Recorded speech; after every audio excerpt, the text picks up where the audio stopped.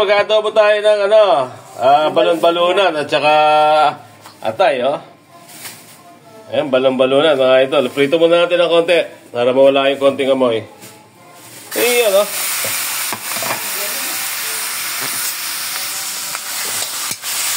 Prito lang muna kasi may mantika, ya. Palabasin natin yung konting mantika. Tsaka unahin natin itong palambutin. Siyempre, mas matigas tong balon-balunan. Antayin lang natin siyang maglabas yung mantika niya. Tapos pag lumabas na, lagyan natin ng konting patis.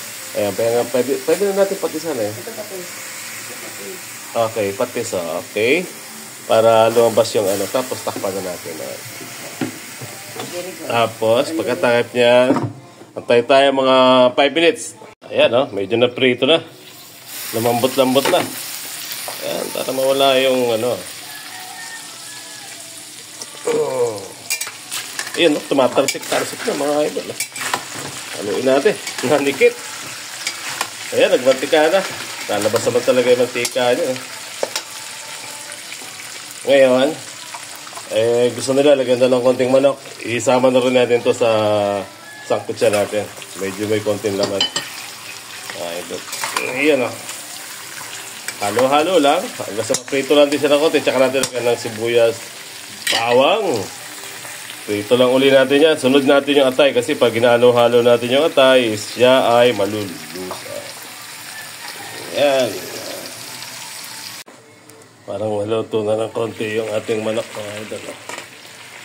Tawag dyan. Naprito na siya ng konti. Pwede na natin lagay yung atay. Siyempre, inuno natin palambulo ng matigas yan. Request nila, lagyan na ng konting naman. Kasi meron di kumakain na atay, meron di kumakain ng palambulo. Ito sa adobo natin, nakakain na lang. Ngayon, pwede na natin lagay ang ating malupit na atay. Ayan, daming atay mga idol. Lagay na natin yung atay natin.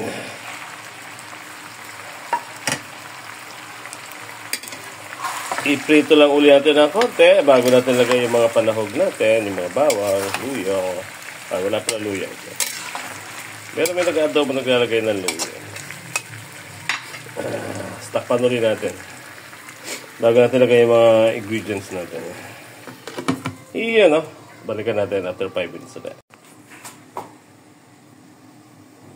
Okay, naprito na natin ng husto yung ating mga manok. Para tanggal yung lansa natin. Yan ang pag-adobo. Yung iba diretso Ito, giprito natin para mawala yung lansa. Muna yung balon-balunan. Sumunod na natin halo-halo. Ngayon pwede na natin lagay kasi para na-prito naman na yung laman at saka yung atay. Lagay natin yung ating malupit na bawang. Ayan. Tapos, lagay na rin natin yung ating sanghala. Tapos, lagay na rin natin yung sibuyas natin. Ito, marami sibuyas. Mas masarap pag masibuyas. Mas meron ng konting sili, pampaanghang. Sakto-sakto sa malamig na panahon. Halo. Pag medyo naluto na yung ating bawang sibuyas, tsaka natin lagyan ng toyo. Takpan ulit natin mga idol. Takpan ng ganun malprito yung ating lagyan natin ng suka at saka toyo. Takpan natin. Balikan natin after 5 minutes ulit. Okay na. Naprito na yung ating bawang sibuyas. Halo ulit. Yan prito na. Medyo nagsasabaw siya mga ito. Nalagyan pa naman natin ng konting water niya para lumabas pa mostly. Okay lang. Lagay na natin yung ating toyo. 1/2 cup lang. Soy sauce, 1/2 cup. Tapos lagay na natin ng 1/4 cup na vinegar. 1/4 cup. Tapos, lagyan natin ng pamintambo. Lagyan na natin ng pamintang crack konti para may lasa. Konti lang. Ayan. Siguro mga 15 pieces lang yun na di-crack. So, lagyan natin siya ng sugar. Brown sugar o konti kung ano gusto mo. Mga isang kutsara lang yan. Hindi ka ano. Tapos, halo. Okay, ano? Diba? Kulay na siya. At adobo na. Ayan, papalambot tayo ng konti ng ano. Lagyan natin siya ng 1/4 cup na water. Para lugot ng gusto yung manok. Dagdagan pa natin ng tubig. Para talagang malambot na malambot siya.